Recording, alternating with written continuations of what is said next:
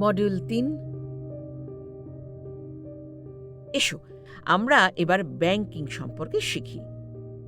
আমরা আবার আমাদের পুরনো বন্ধু বিশ্বাস পরিবারের কাছে ফিরে যাই আর দ্বিতীয় দৃশ্যপটে তারা কিভাবে অর্থ সঞ্চয় করছেন সেটা বোঝার চেষ্টা করি।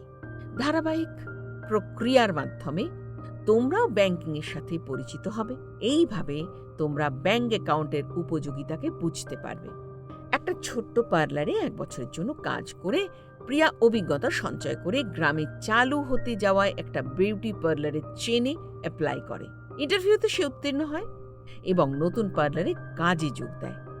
সেখানে তার বেতন বেড়ে ৮,০০০ টাকা হয়। একদিন প্রিয়ার কাকা বিকাশ ওদের বাড়িতে আসেন। তিনি প্রিয়াকে বলেন, আমি এটা জেনে খুব খুশি হয়েছি যে তুমি এখন কাজ করছো আর ইদানিং কাজের জায়গায় বদল করেছো। যে টাকাটা তুমি উপার্জন করছো তার থেকে কিছু টাকা কি বাঁচাতে পারছো? হ্যাঁ, আমি প্রতি মাসে কিছু টাকা বাঁচাতে পারছি। বিকাশ জিজ্ঞাসা করে, সেই টাকা দিয়ে তুমি কি করছো? সেটা কোথায় রাখছো? সেটা আমি একটা বাক্সে করে আমার কাবার্ডে রাখছি, কিন্তু গৌরী আমাকে পরামর্শ দিয়েছে সেটা ব্যাংকে রাখ। ও এটা স্কুলে শিখেছে, কিন্তু আমরা দুজনে জানি না কিভাবে সেটা করব, আর আমরা নিজেরা সেখানে যেতে ভরসাও পাচ্ছি না। বিকাশ বলে, ব্যাংক অ্যাকাউন্ট খোলার জন্য আমি তোমাদের সাহায্য করব। চিন্তা করো না, একটা ব্যাংক অ্যাকাউন্ট খোলার জন্য অনেক টাকার দরকার হয় না। শনিবার আমি তোমাদের ব্যাংকে নিয়ে যাব একটা অ্যাকাউন্ট খোলার জন্য। কাকু, আপনার কোনো ব্যাংক অ্যাকাউন্ট আছে? বিকাশ বলে, হ্যাঁ আছে। আমি যেখানে চাকরি করি সেখান থেকে আমার মাসের বেতন সরাসরি ব্যাংকে চলে যায়। তারপর প্রতি মাসে আমার প্রয়োজন মতো টাকা আমি সেখান থেকে তুলে নিই। বাকি টাকাটা আমার অ্যাকাউন্টে থেকে যায়। প্রিয়া বলে, একটা অ্যাকাউন্ট খোলার জন্য কি কি দরকার হয়? বিকাশ তাকে জানায়, তোমার দরকার 2টো পাসপোর্ট সাইজের ছবি আর কেওয়াইসির জন্য কিছু ডকুমেন্ট বা নথি। প্রিয়া ভাবে, কেওয়াইসিটা কি? বিকাশ বলে, কেওয়াইসি বা নো ইয়র কাস্টমার হলো একটি বাধ্যতামূলক পদ্ধতি যেটি একটি নতুন অ্যাকাউন্ট খোলার সময় এবং কিছু সময় বাদে বাদে ব্যাংক করে থাকে। টাকা পয়সা সম্পর্কিত জালিয়াতিকে ঠেকানোর জন্য একজন গ্রাহক বা কাস্টমারের পরিচয়কে যাচাই করার জন্য এই পদ্ধতিটি করা হয়ে থাকে। কেওয়াইসি ডকুমেন্ট বিভিন্ন রকমের হতে পারে, যেমন পাসপোর্ট, ভোটারের পরিচয়পত্র, ড্রাইভিং লাইসেন্স, আধার কার্ড বা লেটার, NREGA কার্ড এবং প্যান কার্ড। এগুলির মধ্যে যে কোনো দুটোর ফটোকপি তোমাকে জমা দিতে হবে এবং সেই সাথে যাচাই করার জন্য আসল ডকুমেন্টগুলি তোমার সঙ্গে নিয়ে আসতেই হবে। এরপর তিনি নিম্নলিখিত বিষয়গুলি প্রিয়াকে ব্যাখ্যা করেন। তোমাকে তোমার বিবরণী দিয়ে পূরণ করে একটি ব্যাংক অ্যাকাউন্ট খোলার ফর্মও জমা দিতে হবে। এটি ব্যাংক থেকে পাওয়া যায়। ব্যাংক অ্যাকাউন্ট ফর্ম কালো কালির পেন দিয়ে পূরণ করাটা বেশি ভালো। তোমাকে তোমার ব্যাংক অ্যাকাউন্টে কিছু টাকা রাখতে হবে। অনেক ধরনের ব্যাংক অ্যাকাউন্ট আছে, সেগুলির মধ্যে সবথেকে প্রচলিত হল সেভিংস অ্যাকাউন্ট আর কারেন্ট অ্যাকাউন্ট। আমরা তোমার জন্য একটা সেভিংস অ্যাকাউন্ট খুলব। একটি নিয়মিত সেভিংস অ্যাকাউন্টের জন্য তোমাদের অ্যাকাউন্টে একটা ন্যূনতম অঙ্কের টাকা সবসময় রাখতে হবে। এটা ব্যাংক অনুযায়ী বিভিন্ন হয়ে থাকে, কিন্তু তুমি যদি ন্যূনতম অঙ্কের টাকাটা রাখতে না পারো তাহলে তোমাকে প্রতি মাসে একটা অঙ্কের টাকা জরিমানা দিতে হতে পারে। প্রিয়া বলে, ধন্যবাদ কাকু, শনিবার সকালে আমি আপনার সাথে দেখা করব আর আমার অ্যাকাউন্ট খোলার জন্য একসাথে ব্যাংকে যাব। শনিবার সকালে প্রিয়া তার সমস্ত ডকুমেন্ট রেডি করে গৌরীকে সাথে নিয়ে উত্তম নগরের বিশ্বস্ত ইস্ট ব্যাংক অফ ইন্ডিয়ার বাইরে বিকাশের সঙ্গে দেখা করে। তারা ব্যাংকে প্রবেশ করে এবং শ্রীমতী গুপ্তাকে দেখতে পায়। তারা ব্যক্তিগতভাবে শ্রীমতী গুপ্তাকে চিনত, কিন্তু তিনি যে ব্যাংকে চাকরি করেন সেটা তারা জানত না। শ্রীমতী গুপ্তা, হ্যালো বিকাশ, কেমন আছেন? হ্যালো প্রিয়া, তুমি এখানে ব্যাংকে কি করছো?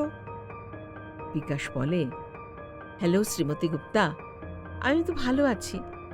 আমি আমার ভাগ্নি প্রিয়াকে এই ব্যাংকে একটা অ্যাকাউন্ট খোলার জন্য নিয়ে এসেছি। আমি চাই ও ওর উপার্জনকে স্মার্টভাবে পরিচালনা করুক। শ্রীমতী গুপ্তা, এটা তো অসাধারণ ভাবনা। প্রতিটি কর্মরত মানুষের উচিত অবশ্যই একটা ব্যাংক অ্যাকাউন্ট খোলা।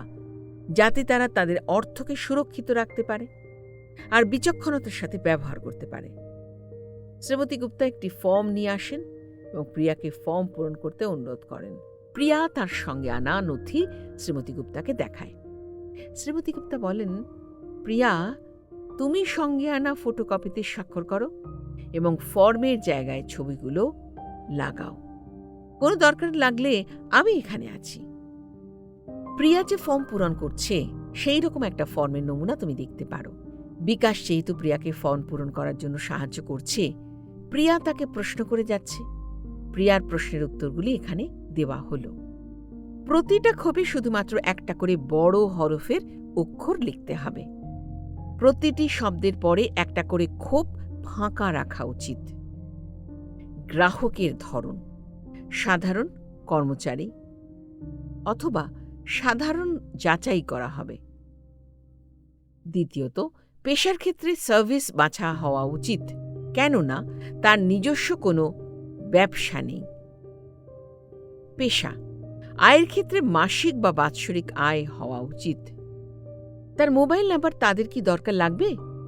তাকে জানানো হয় যে তার অ্যাকাউন্ট সম্পর্কিত তথ্যগুলি সে তার মোবাইলে পেয়ে যাবে, যদিও তার জন্য একটা বাৎসরিক চার্জ তার অ্যাকাউন্ট থেকে কেটে নেওয়া হবে। অনুগ্রহ করে মনে রাখতে হবে, যে জায়গায় ফর অফিস ইউজ অনলি লেখা আছে সেই জায়গায় কিছু লিখবে না। তোমার কি এটিএম কার্ড সহ চেক বইয়ের প্রয়োজন আছে? চেক বই আর এটিএম কার্ডের বিষয়ে ঘাবড়ে যায় প্রিয়া। সে শ্রীমতী গুপ্তাকে বিস্তারিতভাবে বুঝিয়ে দিতে বলে। শ্রীমতী গুপ্তা বলেন, চেক বই হল একটা ফোল্ডার বা ছোট একটা বই যার মধ্যে অনেকগুলি চেক, টাকা জমা তোলা দেবার জন্য বিশেষভাবে ছাপানো পাতা থাকে। যখন তোমার অ্যাকাউন্ট থেকে কাউকে উপহার হিসেবে বা কোনো জিনিস কেনা, পরিষেবা পাবার জন্য পেমেন্ট করার দরকার হবে, তখন তুমি একটা চেক কেটে দিতে পারো, যাকে চেক ইস্যু করা বলে। একটা চেক হলো একটা কাগজে ছাপানো পাতা যেটি ব্যাংকে নির্দেশ দেয় যে চেকে লেখা টাকার অঙ্কের সমান পরিমাণ টাকা যার নামে চেকটি কাটা হয়েছে তাকে যে চেকটি ইস্যু করেছে তার অ্যাকাউন্ট থেকে দিয়ে দেওয়ার জন্য। চেকের প্রাপক সেই চেকটি তার ব্যাংকের অ্যাকাউন্টে জমা করে। একটা ব্যাংক থেকে আরেকটি ব্যাংকে ট্রান্সফার হতে 2টি কাজের দিন বা ওয়ার্কিং ডেজ সময় লাগে। চেকের সাহায্যে সাথে সাথে সরাসরিও টাকা তোলা যায়। মনে রাখবে, শুধুমাত্র তখনই তুমি একটি ব্যাংকে চেকের মাধ্যমে নির্দেশ দিতে পারো যদি সেই ব্যাংকে তোমার একটি বৈধ অ্যাকাউন্ট থাকে। কোনো ব্যক্তি, পেয়ী বা প্রাপক, যিনি হয়তো কোনো দ্রব্য পরিষেবা দিয়েছেন বলে অ্যাকাউন্ট হোল্ডার বা ড্রয়ার তার নামে চেক ইস্যু করেন। পেয়ী বা প্রাপকের নাম চেকের ওপরে নির্দিষ্ট করে লেখা থাকবে।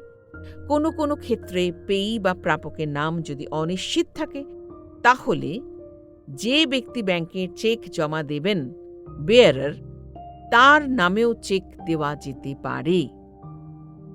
ব্যাংকের ড্রয়ের কাছে জমা দেওয়া চেক হল দ্রব্য বা পরিষেবা প্রদানকারীকে টাকা দেবার একটি নির্দেশ। এখন আমি তোমাকে কিভাবে চেক লিখতে হয় সেটা ধাপে ধাপে দেখিয়ে দেব। বর্তমান তারিখ। চেকের ওপরে ডান দিকের কোণায় আজকের তারিখ লেখো। তুমি পরের কোনো তারিখ, পোস্টেড, লিখতে পারো, কিন্তু সেটা একটু জটিল। সংখ্যায় টাকার পরিমাণ। যে টাকাটা তুমি দিতে চাও সেটি ডান দিকের বক্সে সংখ্যায় লেখো। অক্ষরে টাকার পরিমাণ। প্রতারণা এবং বিভ্রান্তিকে এড়ানোর জন্য টাকার অঙ্কের পরিমাণ অক্ষরে লেখো। এটা তোমার পেমেন্টের অঙ্কের অফিসিয়াল পরিমাণ। যদি অক্ষরে লেখা পরিমাণ সংখ্যায় লেখার পরিমাণের সাথে না মেলে, তাহলে তুমি অক্ষরে যে পরিমাণটা লিখেছ সেটাই তোমার চেকের আইনত টাকার পরিমাণ বলে ধরা হবে। সই। চেকের ডান দিকের নিচের কর্নারে লাইনের ওপরে পড়া যায় এমনভাবে সই করো তোমার ব্যাংকের অ্যাকাউন্ট খোলার সময় যে নাম এবং সই ব্যবহার করেছিলে সেই একই নাম এবং সই ব্যবহার করো। এই ধাপটা অত্যাবশ্যক। সই ছাড়া কোনো চেক বৈধ নয়। একটা চেক লেখার সময় নিম্নলিখিত পয়েন্টগুলির বিষয়ে আমি তোমাকে অবশ্যই সাবধান করতে চাই। যতক্ষণ না পেয়ী বা প্রাপকের নাম এবং টাকার অঙ্ক না লেখা হচ্ছে ততক্ষণ চেকে সই করবে না। চেক বাউন্স করা এড়ানোর জন্য তোমার অ্যাকাউন্টে পর্যাপ্ত টাকা আছে কিনা সে বিষয়ে নিশ্চিত হয়ে নাও। তা না হলে এর জন্য তোমাকে পেনাল্টি দিতে হবে। ব্যাংক থেকে টাকা তোলার আর অন্য কোনো পথ আছে কি?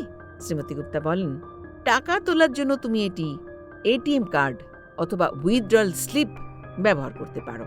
প্রিয়া, এটিএম কার্ড কি? শ্রীমতী গুপ্তা বলেন, এটিএম কার্ড হলো পিন নাম্বারের ওপরে ভিত্তি করে একটি কার্ড যেটি তোমাকে এটিএম মেশিন বা অটোমেটেড টেলার মেশিন থেকে নগদ টাকা তুলতে দেয়। এই ধরনের কার্ড তোমার ব্যাংকে তোমার সেভিংস অ্যাকাউন্টের সঙ্গে যুক্ত থাকে নগদ টাকার ওপরে এর অধিকার থাকার জন্য।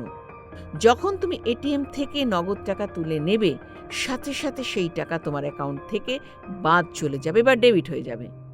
টাকা তোলার জন্য তোমার কাছে একটি গোপন পিন অবশ্যই থাকবে, সেই নাম্বার থাকবে, পার্সোনাল আইডেন্টিফিকেশন নাম্বার। কিন্তু কারোকে তোমার এই নাম্বারটি জানানো উচিত হবে না। প্রিয়া চেক বই এবং এটিএম কার্ড নেবার সিদ্ধান্ত নিল। শ্রীমতী গুপ্তা বললেন, তুমি অ্যাকাউন্ট খোলার পরে কিভাবে সেটি ব্যবহার করবে আমি তোমাকে দেখিয়ে দেব। তিনি প্রিয়াকে এটাও জানালেন যে বিভিন্ন ধরনের অ্যাকাউন্ট খোলা যেতে পারে, যেরকম একজন ব্যক্তির নিজের নামে, যাকে সেলফ বলে, 2 বা ততোধিক ব্যক্তি একসাথে তাদের নামে, এদের জয়েন্ট বলে। মোড অফ অপারেশন বা কিভাবে এটি পরিচালিত হবে, self either for survivor, jointly, former or survivor এবং আদার্স। যেহেতু প্রিয়া তার নিজের নামে অ্যাকাউন্টকে চালাতে চায়, তাই সে self mode of operation tick চিহ্ন দিল। এরপর প্রিয়া ফর্মে সই করল আর ফর্মের নির্দিষ্ট জায়গায় নিজের ছবি সাঁটিয়ে দিল আর অন্যটি শ্রীমতী গুপ্তার হাতে তুলে দিল। শ্রীমতী গুপ্তা বললেন, তুমি ন্যূনতম 1000 টাকা দিয়ে অ্যাকাউন্ট খুলতে পারো। প্রিয়া শ্রীমতী গুপ্তার হাতে ফর্ম এবং নগদ 1000 টাকা তুলে দিল। তিনি টাকাটা নিলেন, ফর্মটা পরীক্ষা করলেন এবং প্রিয়ার হাতে রিসিট দিলেন। গুপ্তার সামনে একটি সিগনেচার কার্ডে তার সইটাকে রেকর্ড করতে হলো। কার্ডে তার ছবি সাঁটানো রয়েছে আর প্রিয়াকে তার সই রেকর্ড করার জন্য একাধিক সই করতে হলো। প্রিয়া, তোমার সইটা কখনোই ভুলে যেও না, কেননা পরবর্তীকালে শুধুমাত্র তোমার সই মিললে তারপরেই সেই ব্যাংক তোমাকে টাকা দেবে। 2-3 দিন পরে এসো, আমি তোমাকে পাসবই দেব, যেখানে তোমার সেভিংস অ্যাকাউন্টের যাবতীয় উল্লেখ করা থাকবে। রিসিটটা সাবধানে রেখো, এটি কিন্তু অত্যন্ত গুরুত্বপূর্ণ নথি। প্রিয়া ধন্যবাদ জানায় শ্রীমতী গুপ্তাকে। পাসবইটা কই ম্যাডাম? শ্রীমতী গুপ্তা বলেন, পাসবই হল ব্যাংকের গ্রাহকের অ্যাকাউন্টের একটা রেকর্ড বা নথি। গ্রাহকের টাকা জমা করা এবং টাকা তোলার মতো ব্যাংকিং আদান প্রদানের সমস্ত কিছু এটাতে দেখা যায়। তুমি যাতে সঠিকভাবে তোমার অ্যাকাউন্টের লেনদেনের প্রতি নজর রাখতে পারো, তার জন্য এটাতে সমস্ত তথ্য দেওয়া থাকে। প্রিয়া তার কাকাকে তাকে সাহায্য করার জন্য ধন্যবাদ জানায়। ফিরে আসার সময় সে ব্যাংকিং সম্পর্কে যা যা শিখেছে সেগুলি মনে করার চেষ্টা করল। সে উপলব্ধি করল যে গৌরী কতখানি ভাগ্যবতী, কারণ এত অল্প বয়সে সে আর্থিক সাক্ষরতা সম্পর্কিত একটা কোর্সে ভর্তি হতে পেরেছে বা কোর্সটা করতে পেরেছে।